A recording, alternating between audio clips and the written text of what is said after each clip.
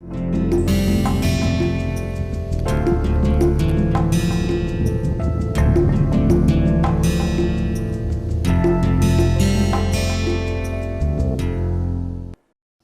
friends, welcome back to the lecture series on applied statistics and econometrics. So, today we are going to continue our discussion on classical linear regression model that we have started only in the last lecture. So, let us have a look at today's agenda item. So, if you remember, in the last lecture we have discussed the case of least squares principle through a graph. So, here in this lecture I will now discuss about the mathematical derivation of the OLS estimator for a simple two variable classical linear regression model. Then I am going to talk about various functional forms that you can assume for your regression function or equation, and then finally I am going to generalize the model a bit more, and now I am going to talk about a three variable classical linear regression model where you have two explanatory variables. So, hopefully you remember from the previous lectures that we have this problem of finding the good proxies for population regression coefficients beta 1 and beta 2 which are unknown. So, how to get the best possible proxies? So, Gauss invented this method of least squares principle, and then we are going to follow that principle to get the best proxies for these two unknown quantities. So, this slide is going to give you a flavor of the least squares estimation technique step by step. Okay, so we have got the estimates for the regression coefficients from a simple classical linear regression model, but that is not the end of the story.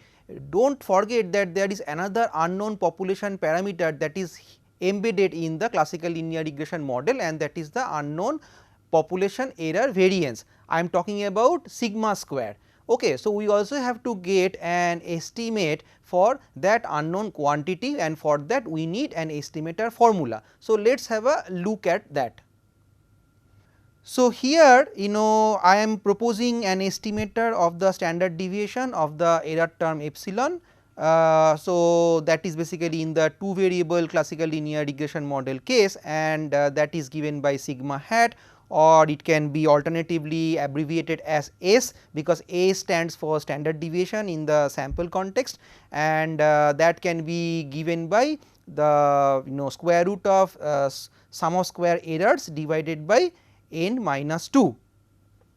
Now, we have already seen the formula for sum of square errors, that is basically the sum of squares error residuals which you are minimizing to get the OLS estimates, and you need to divide that by the degrees of freedom n minus 2. Why? Because you are estimating the slope and the intercept coefficient of the linear regression equation before you can even attempt to find an estimator for the unknown population error variance. So, that is why the degrees of freedom is n minus 2. So, here if you take the square of this formula both sides, then you get sigma square hat as the estimator of the unknown population error variance, and that is given by sum of square errors divided by n minus 2. So, do you think that we are done here? No, not. So, once you get your coefficient estimates and estimate for the unknown population error variance, then we have to see whether the residuals that are generated by the OLS technique are obeying the assumptions of the classical linear regression model, because if the residuals are not following certain patterns, then we can't be sure that the assumptions with which we have started our journey are actually validated by the sample data that we have. So, it is important to do some residual analysis. Now, residual analysis could be done in very advanced manner, but for this particular lecture we are going to look at very simple graphical tools which can be used for doing some residual analysis to check whether the residuals are showing us some signal whether the data obeys the classical linear regression model assumptions or not. So, let us have some graphical measures that can be used for residual analysis. So, here I am going to talk about 3 plots. So, if in the scatter plot you find some kind of an U shape or inverted U shape kind of pattern, then you can assume that the relationship between the x and y may be non-linear, and if the scatter plot shows you some kind of a funnel shaped pattern, then you can guess that the error variance is not constant. So, the homoscedasticity assumption is not fulfilled. And finally, if you see a random cloud of the points in the scatter plot, then it is good for you, then you can assume that my classical linear regression model assumptions are all fulfilled. And finally, we are going to check for the normality of the fitted residuals.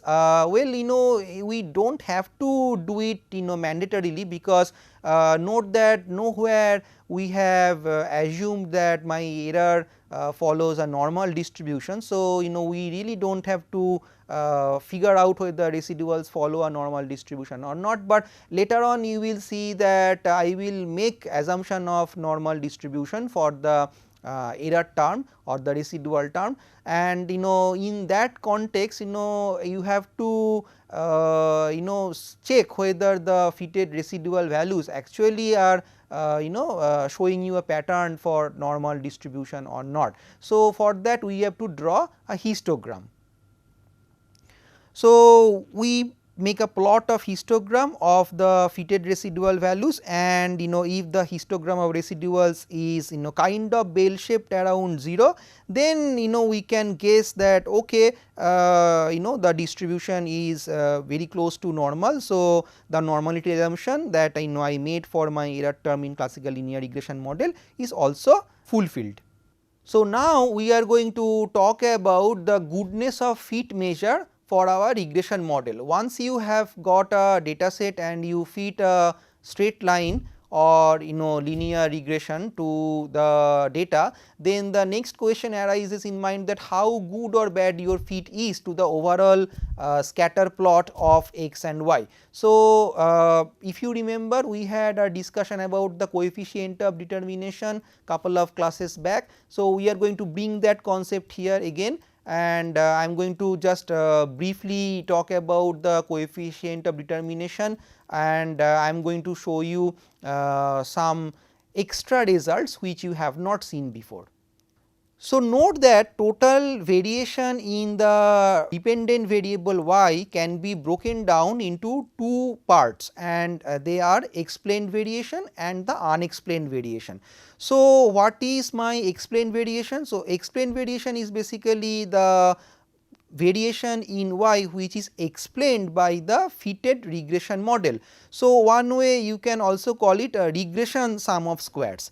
And what is unexplained variation? Of course, the name explains it itself. So, whatever variation in y cannot be explained by the regression model or the set of explanatory variables, that is basically called the unexplained variation. So, in the other words, you can call it error sum of squares. So, the total sum of squares can be defined as SST, and I am showing you the formula here. So, that is basically you first have to deduct the sample mean of y from each and every individual observations on y, then you need to square it and then you need to sum over all individual observations. So, that is the way you get your sum of squares total. So, note that there is a degrees of freedom associated with this formula, because you have to first calculate the sample mean. So, the degrees of freedom is n minus 1. Okay, so, note that SST can be broken in SSR and SSE. So, that is coming from the second bullet point in the slide. So, now I am going to talk about 2 components, SSR and SSE. First, we will talk about the sum of squares that emerge from the regression model, and that is given in the second red box here. So, SSR is defined as the sum of squared difference of y hat I minus y bar. So, what you have to do? You have to basically first calculate the coefficients B1 and B2, then you have to get the fitted values which are y hat I, and you already had calculated the sample mean for y. So, now you have to subtract that sample mean of y from these fitted values, you squared them and then you sum over all individuals, and that is the way you get your SSR. So, now we are going to briefly talk about coefficient of determination. Now, note that last time we have talked about the small r square, here I am talking about capital R square. They are basically the same thing, but capital R square is generally used for multiple regression purposes, and that last one small r square that we discussed couple of lectures back, that was done for 2 variables only. So, I mean it is not a big difference, and the concepts are same.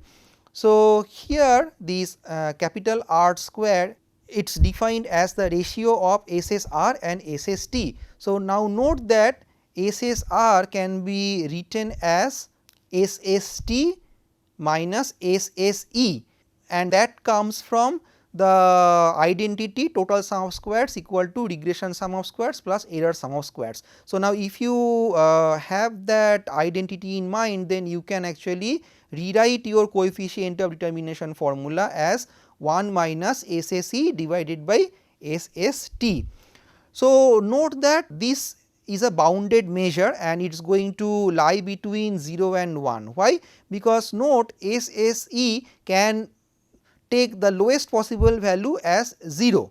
So, that means that your sum of squares from the errors is 0. That means that the fitted value is exactly equal to the observed value of y for all individuals. So, that means you have got a perfect fit. So, in that case actually you can observe r square value to be equal to 1. Now, the other extreme could be that SSE and SST will take the same value. So, that means that you have thrown a couple of regressors or explanatory variables in your regression model, but unfortunately they fail to explain any bit of variation in y, and then of course your sum of square residuals will be exactly equal to the total sum of squares. Hence these two terms will cancel out to give you 1 minus 1, you will get 0. So, the another bound is 0. But note that these extreme cases like you observing r square equal to 1 and r square equal to 0 is not a very realistic case. So, most of the times when you are dealing with real life data sets, you are going to observe r square as a fractional number. Now, how do I interpret r square? Suppose I have got a r square value of 0.9. So, what does it mean? So, it means that 90% of variation in the dependent variable y is captured by the fitted straight line. So, now I am going to talk about a different issue. So far we have got this specific functional form for the regression equation, which is basically the equation of a straight line. It can be an upward sloping straight line, it can be a downward sloping straight line, but it is a straight line. Now, you may be under an impression that, well, does it mean that then linear regression analysis is applicable to quantify linear relationships only? The answer is no, not at all. The linear regression analysis is called linear because it is linear in parameters. The variables can be non-linear. So, linear regression analysis is actually a very general concept which can also capture non-linearities in data. So, how do you then introduce non-linearity in a linear regression equation? So, that is basically through the transformation of the variables, and there are many possibilities exist in real life, because the nonlinear relationship between two variables can be defined in many ways. So, we have different functional forms in econometrics which will help you to capture if you suspect some bit of nonlinearity between two or more variables. So, in economics there are many such relations where you see that for larger or smaller values of x, the explanatory variable, the values of dependent variable y tends to converge to some value. So, basically there is some kind of an asymptotic relationship between x and y, and it can be concave to x axis kind of curve, where the curve you see is approaching a constant value of y, say y tilde, for very large values of x. There could be also a case like the y value is falling and falling with increase in x values, and it is converging to some value, say y dash, and again that is an asymptotic relationship between y and x. So, in this type of cases one can try this inverse functional form. So, now in this slide we are going to talk about a particular type of nonlinear functional form, and that is called Loglinear model. This is probably the most popular functional form used for economic analysis. So, there we start with assuming some economic relationship which is nonlinear in nature, and that is given by capital Y equals to beta naught times x to the power beta 1. So, this is basically a nonlinear relationship, and I am showing you what sort of curve can be generated if I assume this kind of nonlinear relationship between two variables. So, now concentrate on the diagram in this slide, and in the first diagram I am showing you the nonlinear relationship between the two variables x and y. So, here there could be two different cases, right. So, one is basically the case of beta 1 being negative, and if that is the case, then you get some kind of a rectangular hyperbola kind of a shape, and that is in green in the diagram. But if beta 1 takes positive value, then you can get an upward sloping curve, and that kind of relationship is given by this orange colored or yellow colored or golden colored curve that you see here for beta 1 positive values. Now, once you have this kind of nonlinear relationship between x and y, of course, your linear regression equation may not look a good fit to model this kind of nonlinearity, but wait a minute, there is a solution. So, what is the remedy? I will show you that by taking simple transformation, a logarithmic transformation, I can convert this nonlinear model into a linear model. So, in the second bullet point I am showing you the steps. So, suppose I start with the first equation from the first bullet, I take logarithm in both sides, and it could be natural logarithm, it could be in log with 10 base, does not matter. So, suppose here I am taking natural logarithm. So, my equation will be now log of yi equals to log of beta naught plus beta 1 times log of xi plus epsilon I. So, here basically this is a Loglinear regression model. As it is a regression model that I derived from the mathematical model in the first bullet, I have added this stochastic term epsilon I here, so that the random fluctuations across data points can be modeled. And here you see that log of beta naught can be further assumed to be a new parameter which is like beta naught prime or something like that. Okay. So, now you have an equation of a straight line, but now note that the variables are not in level values, they are the values after you take the logarithm. So, in the diagram you have to now measure log x along the horizontal axis and log y along the vertical axis, and if you do so, then actually you get straight lines, right. So, this red straight line which is downward sloping corresponds to the green curve that you see in diagram 1, and the sky blue colored upward sloping straight line corresponds to the golden color upward sloping curve that you figured out or found out in the first diagram. Okay.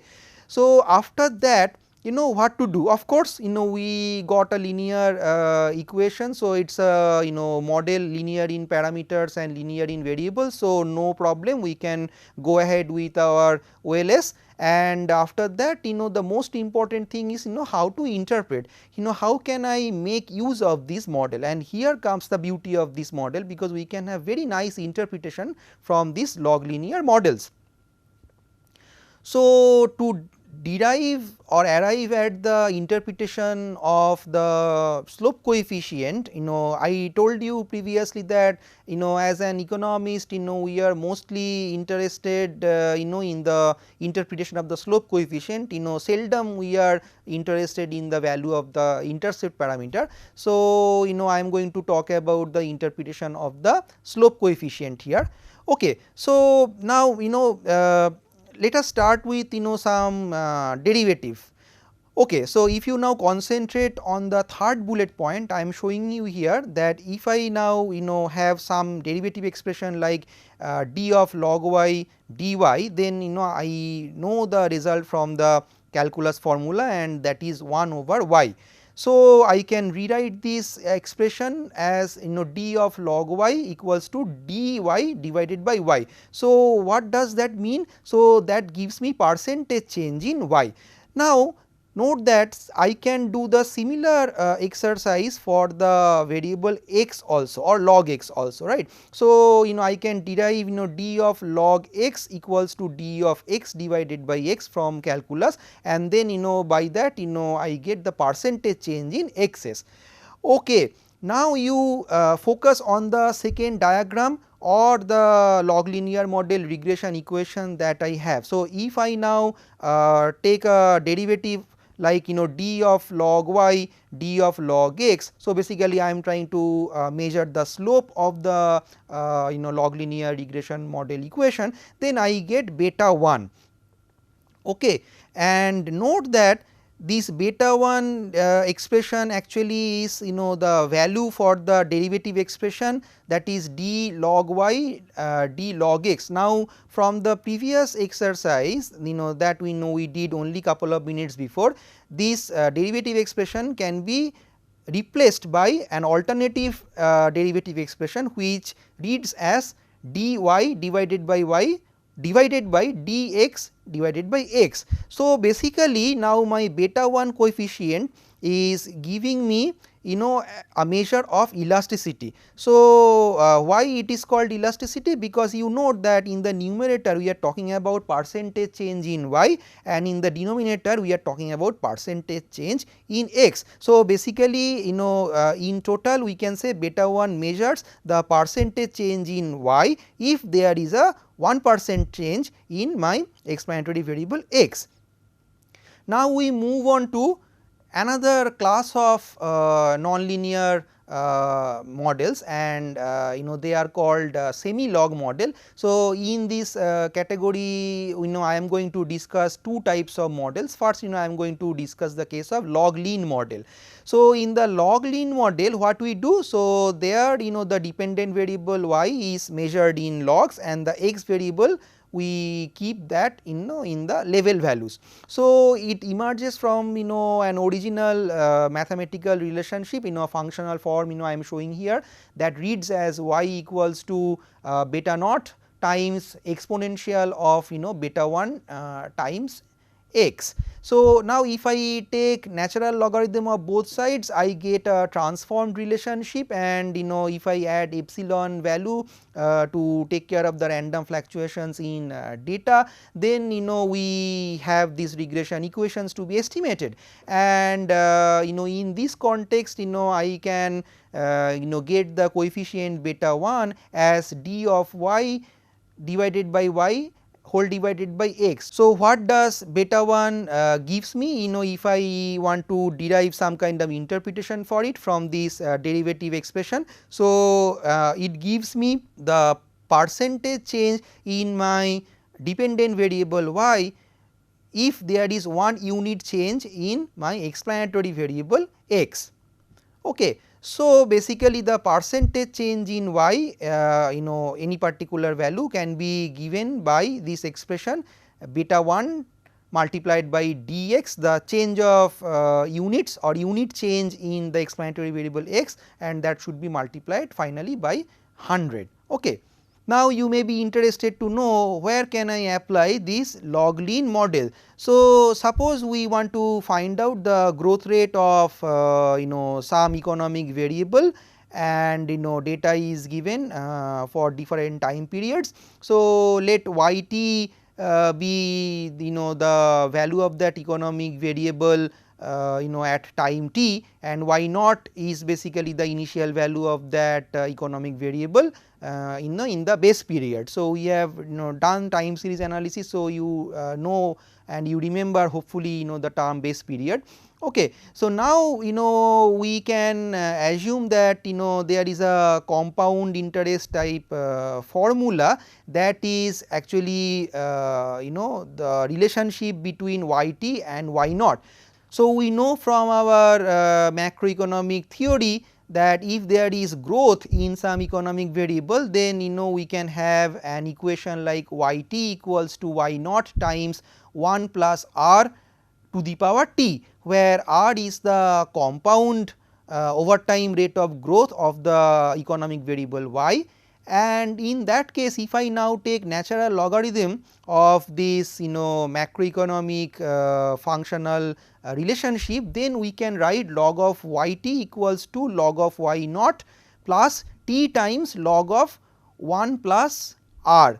And now, if I denote log of y naught as beta naught, and if I denote log of 1 plus r as beta 1, then you see I get a perfect simple linear regression equation, which is a lean log model, and the model can be written as log of y t equals to beta naught plus beta 1 times t. So, t is basically the trend variable here. Okay.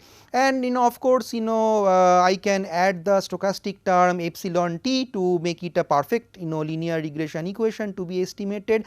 And once I get the estimates for beta naught and beta 1 in this model, then how do I interpret beta 1 in this particular case? So, here the slope coefficient beta 1 measures the constant proportional or relative change in the y variable for a given absolute change in the value of the regressor. So, that is basically my time variable t. So, basically if there is 1 unit change in the time, then what would be the relative change in my variable y.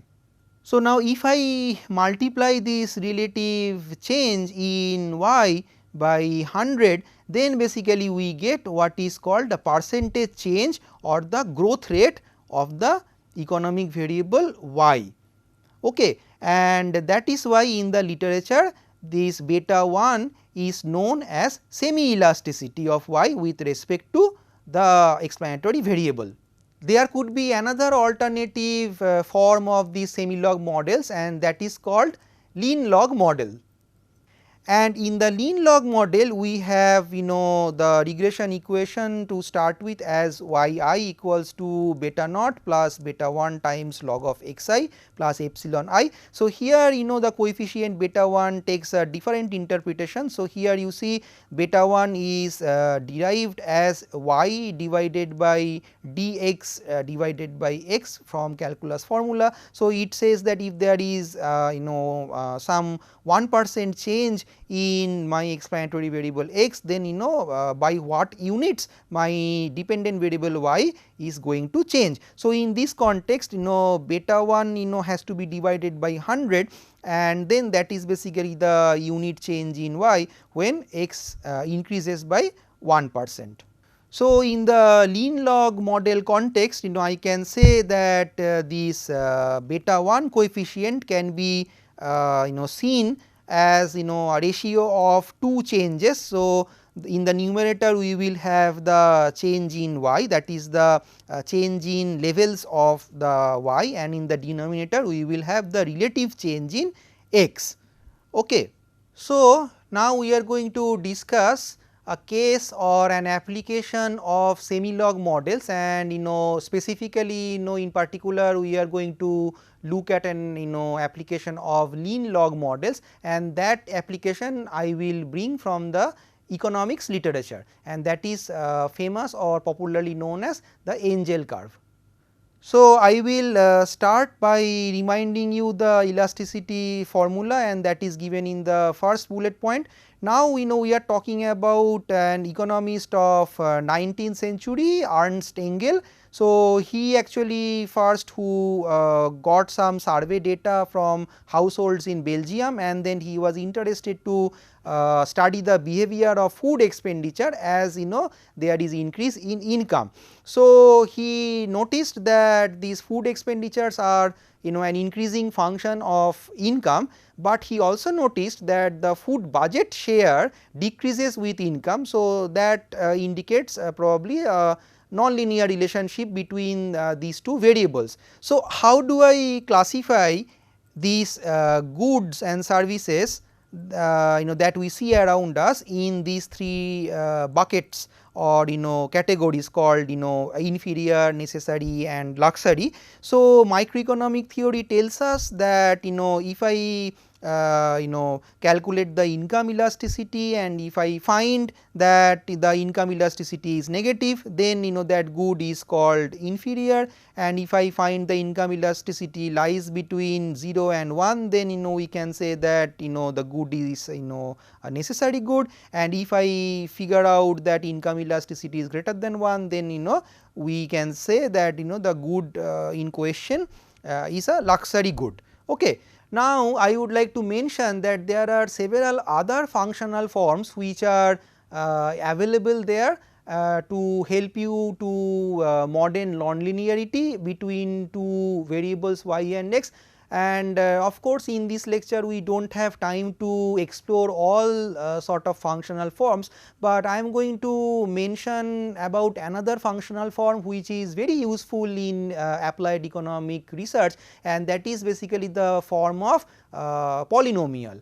In microeconomics, the theory of form says that there is a concept called production function. So, a production function is a technical relation which describes the transformation of factor inputs into outputs at any particular time. So, you can assume that there is a general mathematical function which is given by q, the quantity produced of a particular good y, and then that is a mathematical function of k, that is basically the capital input, L that is my labor input, E that is my energy input, and M is basically my raw material input. And there note that I have also assumed that time or the status of technology is given. So, that is why I have used this given T expression within the parenthesis. So, note that if we want to talk about short run production function, then we have to make certain assumptions, and these are very simple assumptions, and most likely you are not going to contest these assumptions that much. So, the first assumption says that the technology is given for a farm or a production unit, and the second assumption says that labor is the only variable input. That means that we cannot vary the levels of other inputs like K, E and M that we talked about in the previous expression, and we are also going to assume that labor is homogeneous. So, there is no quality difference in the units of labor, and finally, we assume that prices are also given. So, if these assumptions are all fulfilled, then we have something which is known as the law of diminishing marginal returns or law of diminishing marginal productivity. So, the law of diminishing returns states that when more and more units of a variable input are applied to a given quantity of fixed inputs, the total output may initially increase at an increasing rate and then at a constant rate, but it will eventually increases at a decreasing rate. Okay. So, the marginal product of the variable input, here in this case it is labor, is the increase in output obtained by adding 1 unit of labor by holding all other factors constant. So, these concepts of production function and marginal product of the variable input I am showing here through two simple graphs. So, look at the graph that you see at the northeast corner of the slide, the first diagram. So, there in the horizontal axis I am measuring the units of the variable input x, and I am measuring the units of output being produced, that is denoted by y, and that I measure along the vertical axis. So, in this diagram I am going to show the stage 2 of the production function, which is coming from the law of diminishing returns as proposed by Professor Alfred Marshall.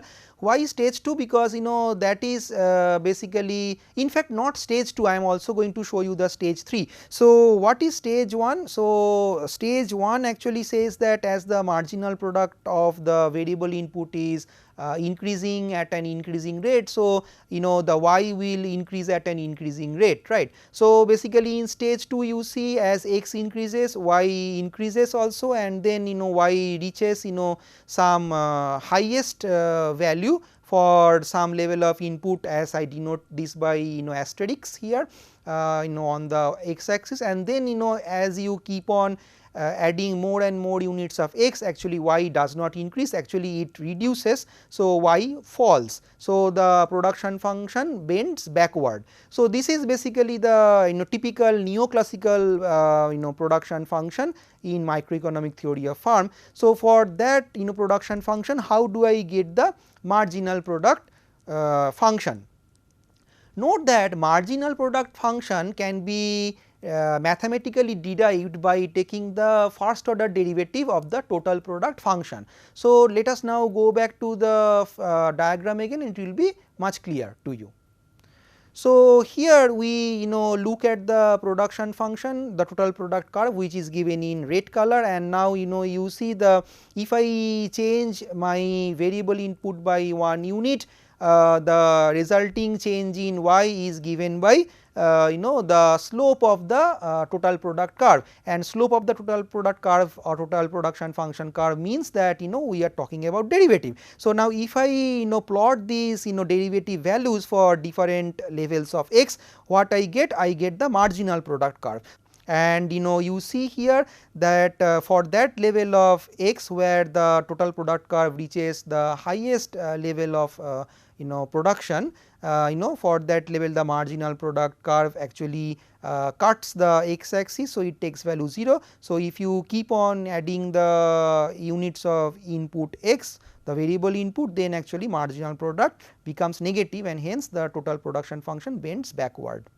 Now, I am going to assume that I am going to model this kind of nonlinear functional concept, say production function, by a quadratic functional form, and let us see how we are going to make use of the quadratic functional form to model this kind of situation. So, a simple quadratic functional form can be seen as a function y equals to let us use some different notation, because in different textbooks you are going to see different notations for slope and intercept coefficients. So, do not be surprised. So, let me assume here that the slope coefficient is alpha naught, and then I have alpha 1 times x plus alpha 2 times x square. So, that is basically the full quadratic functional form that I am going to use to model my production function, and then I am going to talk about how first the quadratic functional specification is estimated,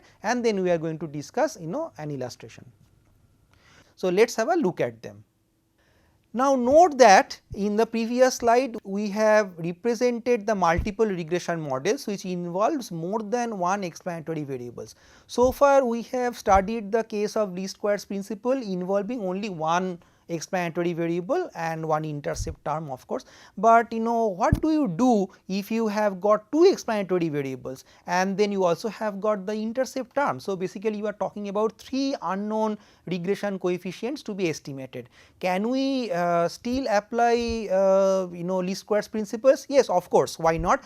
the least squares principle is very general in that way. It can it can be applied to k number of variables where k is greater than equal to 2, and it can also be useful when you have non-linearity in data, because if you just write a linear in parameter regression equation, that is good enough and you can apply the least squares principle. So, now in the next slide I am going to take you through the least squares principles again, but this time for the quadratic functional form case, and I am also going to talk about one mathematical method called Cramer's rule, which is very helpful when you are dealing with more than 2 explanatory variables, because then it will ease your mathematical calculations quite a bit. So, as usual in the first step we define our residual. So, when we have a quadratic functional form, the fitted value is, so you have to take the difference between the original or the observed value of y for the ith individual and the fitted value that comes from the regression. So, in step 2 then you need to find out the sum of square residuals. So, that is also not new to you. In step 3 again you have to take the first order derivatives, so that you can write the first order conditions for this minimization problem. You have to minimize the error sum of squares residuals, and here note that in contrast to the previous case, now we have 3 unknown variables a naught, a1 and a2, and that is why you need 3 first order conditions. You set them equal to 0, all 3 of them. So, now after step 3 you have to rewrite these first order conditions in 3 normal equations, such that you keep all known quantities in one side and you keep all unknown quantities on the other side. So, here if you look at the red box corresponding to step 4, you will see that I have kept all the known quantities. Known means that I know the values from the sample, and all these known quantities are kept in the left hand side, and in the right hand side I have kept all the expressions for which I do not know the values. So, here I do not know the values of a naught, a1 and a2. So, that is how you see I have kept all a naught, a1, a2 involving expressions in one side of the equation. Okay. So, now you have 3 equations in 3 unknowns. So, you can solve these 3 normal equations to find the values a naught, a1 and a2. Okay. So, when you have more than 2 explanatory variables, one can make use of method from matrix algebra or linear algebra, and that is called the method of Cramer's rule, to find the solutions of unknown quantities from the linear equation of systems. So, here in this slide step 5 and step 6 I am going to talk about that Cramer's rule, and in step 5 now you see what I am doing. I am making use of step 4 equations. Now, I am writing this in linear system of equations into matrix form, and you see the first matrix, which is a 3 by 3 matrix. It talks about the quantities that I can compute from the data. Okay. So, that is basically my first 3 cross 3 matrix. Then this matrix is multiplied with a column vector, and here I have 3 unknown quantities that I need to solve. So, namely a naught, a1 and a2. And then if you multiply this matrix and this vector, so the matrix is 3 cross 3 and the column vector is 3 cross 1. So, of course, you can get the 3 cross 1 matrix again as the output of this matrix multiplication or outcome of this matrix multiplication, and these 3 components will be equal to the components in the column vector that you see in the right hand side of this equation, and here the quantities are again known to me because I can calculate to the data. Okay.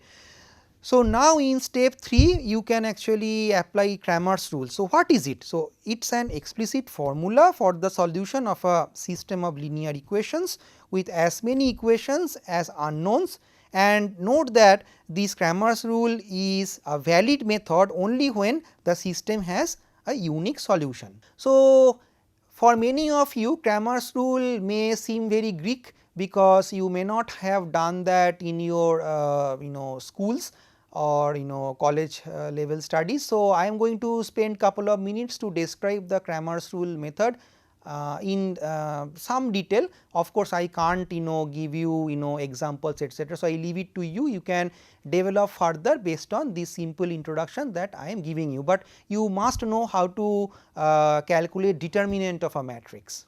So, here in this slide I am going to show you how Cramer's rule works.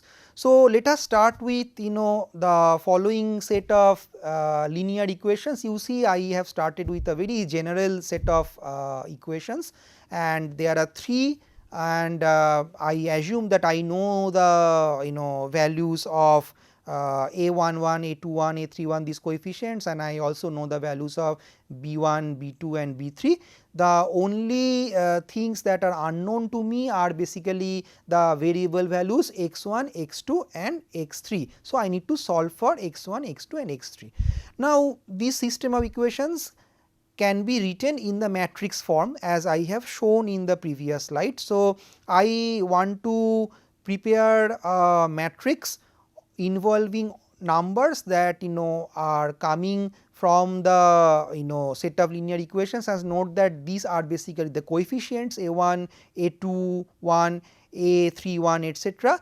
And then the column vector will consists of the unknown quantities that I need to solve. Here namely they are x1, x2, x3, and then the outcome of this matrix multiplication will be equal to again one column vector, and this has the elements B1, B2 and B3, and note that I also know the values of B1, B2 and B3. So, in this context, the Cramer rule suggests us that we can actually find the values or optimal solution for x1, x2, x3 by calculating some determinants of the matrices, and I am going to show you the 4 determinants that you need to calculate. First, you have to calculate the mega determinant, or that is denoted as D, and this determinant is basically calculates the determinant for the coefficient matrix involving A1, 1 to A3, 3, and then basically you have to calculate another determinant, say D1, and now note that what I have done. So, D1 determinant actually is going to help us to find the optimal solution for x1. So, for that what we will do? So, we will now replace the first column in the first determinant formula capital D by the values of beta vector. So, B1, B2 and B3, and the other coefficients I will keep them intact, and now I calculate the determinant value and I get the value for D1. Okay. So, now note that for if we now want to solve the variable x2, then we have to calculate another determinant D2, and here as I am trying to solve for x2, I will not tamper the first column and the third column of the determinant expression D. I will change only in the middle column. I will replace all the coefficient values by the column vector values B1, B2 and B3, and then calculate the determinant.